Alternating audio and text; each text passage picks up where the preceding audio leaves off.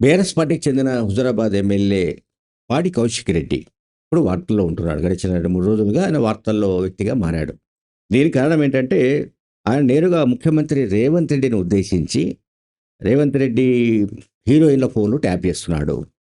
అట్లాగే రేవంత్ రెడ్డి మొత్తం తెలంగాణలో ఉన్న 118 మంది ఎమ్మెల్యేలు, అట్లాగే 17 మంది ఎమ్మెల్యేలు, ఎంఏ వీళ్ళందరి ఫోన్‌లు కూడా 17 మంది ఎంపీలు, ఎమ్మెల్యేల ఫోన్‌లను కూడా ట్యాప్ చేస్తున్నట్టుగా పాడి కౌశిక్ రెడ్డి ఆరోపిస్తున్నాడు. అట్లాగే ఆయన ఏమంటున్నాడు ఇంకా హీరోయిన్‌ల ఫోన్‌లను ట్యాప్ చేసి వాళ్ళను బ్లాక్‌మెయిల్ చేస్తున్నట్టుగా కూడా ఆరోపించాడు. ఎవరు రేవంత్ రెడ్డి, ముఖ్యమంత్రి రేవంత్ రెడ్డి ఈ హీరోయిన్‌ల ఫోన్‌లను ట్యాప్ చేసి వాళ్ళను బ్లాక్‌మెయిల్ చేస్తున్నట్టుగా కూడా ఆరోపిస్తున్నాడు. మిస్ వరల్డ్ పోటీలకొచ్చిన వాళ్ళ ఫోన్‌లను కూడా ట్యాప్ చేసి రేవంత్ రెడ్డి ప్రభుత్వం ట్యాప్ చేస్తోంది. ట్యాప్ చేసి వాళ్ళను కూడా బ్లాక్‌మెయిల్ చేస్తుందని ఆరోపించాడు. అండ్ కాంగ్రెస్ పార్టీ తెలంగాణ వ్యవహారాల ఇన్ఛార్జ్ మీనాక్షి నటరాజన్ ఫోన్‌ను ట్యాప్ చేస్తున్నట్టుగా కూడా అతను ఆరోపించాడు. అండ్ రేవంత్ రెడ్డి అర్ధరాత్రి పూట మై హోమ్ పూజకు ఎందుకు వెళ్ళాడు అని ప్రశ్నించాడు. ప్రైవేట్ హ్యాకర్లతో ఫోన్లు ట్యాప్ చేస్తున్నాడు. మంత్రులు, సొంత పార్టీ ఎమ్మెల్యేలను కూడా రేవంత్ రెడ్డి ట్యాప్ చేస్తున్నాడు. రాహుల్, సోనియా గాంధీలకు ఈ మేరకు రేవంత్ రెడ్డి పైన కొంతమంది మంత్రులు ఫిర్యాదు చేసినట్టుగా కూడా పాడి కౌశిక్ రెడ్డి ఆరోపిస్తున్నాడు.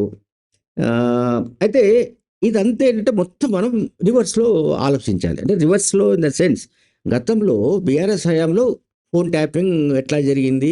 ఏం జరిగింది? ఎవరెవరి ఫోన్‌లు ట్యాప్ చేశారనే సంగతి ఇన్వెస్టిగేషన్ జరుగుతోంది. దీనికి సంబంధించి స్పెషల్ ఇన్వెస్టిగేషన్ టీమ్ ఒక విచారణ జరుపుతోంది.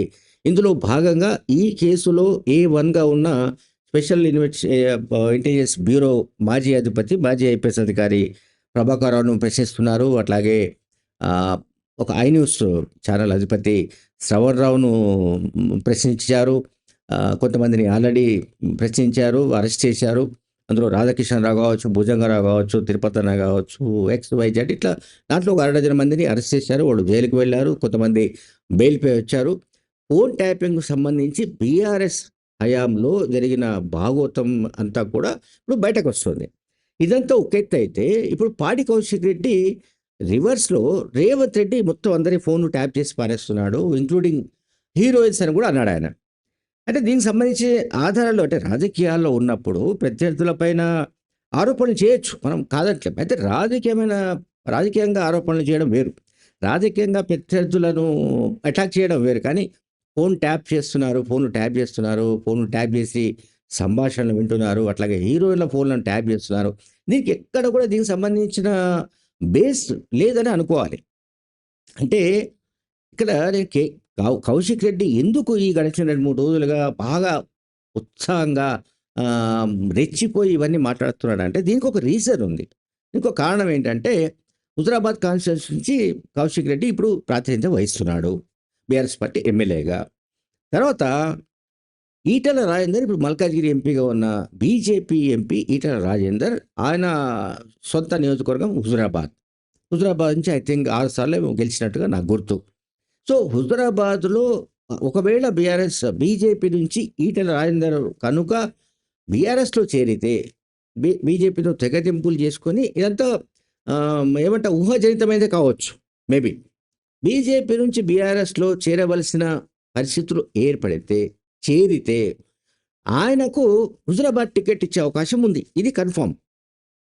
ఇన్ కేస్ బీజేపీ నుంచి ఇప్పుడు ఎంపీగా ఉన్న ఈటెల రాజేందర్ కనుక బీఆర్ఎస్‌లో చేరవలసి వస్తే ఆయన హుజురాబాద్ నుంచి పోటీ చేస్తాననే కండిషన్‌తో చేరతాడు.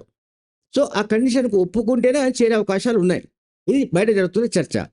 సో, హుజురాబాద్ నుంచి ఒకవేళ ఈటెల రాజేందర్‌కు టికెట్ ఇచ్చే పరిస్థితులొస్తే పాడి కౌశిక్ రెడ్డి సీటు గల్లంతు పక్కా. ఇది 100%. ఎందుకంటే ఆయన ఏమి పెద్ద గొప్ప నాయకుడు కాదు. మరి ఆ కాన్స్టిట్యుయెన్సీ నుంచి మార్చి వేరే కాన్స్టిట్యుయెన్సీకి పంపించి ప్రయోగాలు చేసే పరిస్థితి ఏమి ఉండదు. కనుక హుజురాబాద్‌లో ఈటెల రాజేందర్ కనుక బీఆర్ఎస్ క్యాండిడేట్‌గా వచ్చే పరిస్థితులుంటే ఇదంతా కూడా 2028 చివర్లో జరిగే వ్యవహారం. జరుగుతుందని అనుకుంటున్న వ్యవహారం.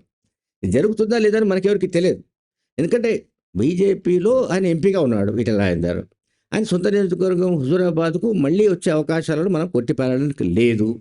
కానీ బీజేపీ నుంచి బీజేపీ తరపున బీజేపీ టికెట్ పైన హుజూరాబాద్ నుంచి మళ్ళీ పోటీ చేసే అవకాశం ఉందా ఎమ్మెల్యేగా? లేక బీఆర్ఎస్‌లో చేరి బీఆర్ఎస్ తరపున పోటీ చేస్తాడని మనకు తెలియదు. అప్పటి వరకు ఏం జరుగుతుంది? ఈ 3 ఇయర్స్‌లో ఎటువంటి పరిణామాలు జరిగే అవకాశం ఉంది? రాజకీయంగా ఎటువంటి ఇంకా డెవలప్‌మెంట్స్ జరుగుతాయి. ఇవన్నీ కూడా మనకు తెలియదు. కనుక ఇక్కడ మనం ఏం అర్థం చేసుకోవాలి అంటే, పాడి కౌశిక్ రెడ్డికి ఇటువంటి ఫ్రస్ట్రేషన్ ఉంది. ఈ రకమైన భయం ఒకటుంది. తన సీటు గల్లంతవుతుందేమోనన్న భయం పాడి కౌశిక్ రెడ్డికి పట్టుకుంది. ఈ విషయాన్ని ఆల్రెడీ కాంగ్రెస్ ఎమ్మెల్సీ బల్మూరి వెంకట్ కూడా మీడియా సమావేశంలో చెప్పాడు. పాడి కౌశిక్ రెడ్డి తన సీటు పోతుందనే భయంతో, దానివల్ల ఏర్పడిన అసహనంతో ఆయన ముఖ్యమంత్రి రేవంత్ రెడ్డి పైన కావచ్చు, కాంగ్రెస్ నాయకుల పైన కావచ్చు, ఇష్టం వచ్చినట్టు మాట్లాడుతున్నట్టుగా బీఆర్ఎస్ ఎమ్మెల్సీ ఆరోపించాడు. సరే, బీఆర్ఎస్ ఎమ్మెల్సీ ఆరోపణ సంగతి ఎట్లా ఉన్నప్పటికీ, ఇప్పుడు పాడి కౌశిక్ రెడ్డి కేటీఆర్ దగ్గర లేదా కేసీఆర్ దగ్గర మార్కులు కొట్టేయడానికి ఈ రకమైన ఆరోపణ చేస్తున్నట్టుగా మనకు కనిపిస్తోంది. నా భార్య ఫోన్‌ను కూడా రేవంత్ రెడ్డి ప్రభుత్వం ట్యాప్ చేసిందని కూడా ఆయన ఆరోపించాడు. ఎవరు? ఇతను పాడి కౌశిక్ రెడ్డి. సో, రేవంత్ రెడ్డి భార్యాభర్తలు మాట్లాడుకునే ఫోన్‌లు కూడా వింటున్నాడు. ఇద్దరు మంత్రులు మాట్లాడుకున్న వాళ్ళ సంభాషణ వింటున్నాడు. ఇవన్నీ కూడా ఢిల్లీ చిట్ చాట్‌లోనే ఒప్పుకున్నాడు. ఢిల్లీ చిట్ చాట్‌లో ఆయన చెప్పింది వేరు. దాన్ని బీఆర్ఎస్ పార్టీ వక్రీకరించింది వేరు. ఆయన చెప్పింది ఏంటంటే, గతంలో జరిగిన ఫోన్ ట్యాపింగ్ వ్యవహారంలో తన ఫోన్ ట్యాప్ అయినట్టుగా తనకు నోటీస్ ఏమీ రాలేదు. కనుక నోటీస్ వస్తే నేను సిట్ ముందు హాజరవుతానని చెప్పిన వ్యక్తి మన రేవంత్ రెడ్డి. ముఖ్యమంత్రి రేవంత్ రెడ్డి గారు చాలా స్పష్టంగా చెప్పాడు ఆ విషయం. సో, దాన్ని వక్రీకరించి, అంటే ఏ ప్రభుత్వమైనా కూడా ఫోన్‌లను ట్యాప్ చేయడం అనేది సాధారణమే అని ఒక మాట అన్నాడు ఆయన. దానికి సంబంధించిన ఏంటంటే, ఆయన దానికి ఎక్స్‌టెన్షన్ కూడా ఇచ్చాడు. అంటే చెప్పాడు, వివరించాడు. ఖచ్చితంగా దానికి చట్టబద్ధమైన అనుమతులు అండ్ టెలిగ్రాఫ్ యాక్ట్ ప్రకారం ఎట్లా చేస్తారు? ఏంటి? అట్లాగే హోమ్ సెక్రటరీ అనుమతి కావాలి. ఈ విషయాలన్నీ కూడా చెప్పాడు. అవన్నీ కూడా పక్కన పెట్టేసి రేవంత్ రెడ్డి ఫోన్ ట్యాపింగ్‌లు చేయడం సాధారణమే అని చెప్పాడు కనుక, ఇక రేవంత్ రెడ్డి ఫోన్ ట్యాప్ చేసి పారేస్తున్నారు. అందరి ఫోన్‌లు ట్యాప్ చేస్తున్నారనేది కేటీఆర్ ఆరోపిస్తూ వచ్చాడు. అట్లాగే మరికొంతమంది కూడా బీఆర్ఎస్ నాయకులు ఆరోపిస్తూ వచ్చారు. ఇప్పుడు పాడి కౌశిక్ రెడ్డి దీన్ని ఒక ఎజెండాగా తీసుకొని ఆయన క్యాంపెయిన్ మొదలుపెట్టాడు. రేవంత్ రెడ్డి ఫోన్‌లు ట్యాప్ చేస్తున్నాడు. ఎవరి ఫోన్‌లు ట్యాప్ చేస్తున్నాడు? బీఆర్ఎస్ పార్టీ ఫోన్‌లు ట్యాప్ చేస్తున్నాడు. అట్లాగే బీజేపీ ఫోన్‌లు ట్యాప్ చేస్తున్నాడని కూడా ఆయన చెప్తున్నాడు. ఇందులో నిజాలు ఏమిటో ఆయన చెప్పాలి. ఆయన దగ్గర ఇప్పుడు బురద చల్లడం చాలా సులభం. బురద తుడుచుకోవడం చాలా కష్టం. ఇప్పుడు పాడి కౌశిక్ రెడ్డి అయినా, కేటీఆర్ అయినా, మరొకరైనా బీఆర్ఎస్ పార్టీ నాయకులంతా చేసే పనేంటంటే, ఉదయం లేచిన దగ్గర నుంచి ఎంతో కొంత బురదను కాంగ్రెస్ ప్రభుత్వం పైన చల్లాలి. ఆ బురద చల్లిన తర్వాత దాన్ని కడుక్కునే బాధ్యత ఆ ముఖ్యమంత్రిదో, లేకుంటే ఆ మంత్రిదో, కన్సర్న్డ్ కాంగ్రెస్ నాయకుడిగా ఉంటుంది. వీళ్ళకేంటంటే అది సులభమైపోయింది. ఏదో ఒక రకమైన విమర్శ చేయడం, లేకుంటే ఆరోపణలు గుప్పించడం. ఇప్పుడు ఫోన్ ట్యాపింగ్ సంబంధించి ఓవైపు బీఆర్ఎస్ హయాంలో జరిగిన ఫోన్ ట్యాపింగ్ వంటి నేరాలు, ఘోరాలు పైన ఇన్వెస్టిగేషన్ జరుగుతోంది. ఈ ఇన్వెస్టిగేషన్‌లో పూర్తి వివరాలు బయటకు రావాల్సి ఉంది. బయటకొస్తే నిజానికి అసలు ఎవరు దీన్ని సూత్రధారి? అంటే వీళ్ళంతా ఎగ్జిక్యూట్ చేశారు.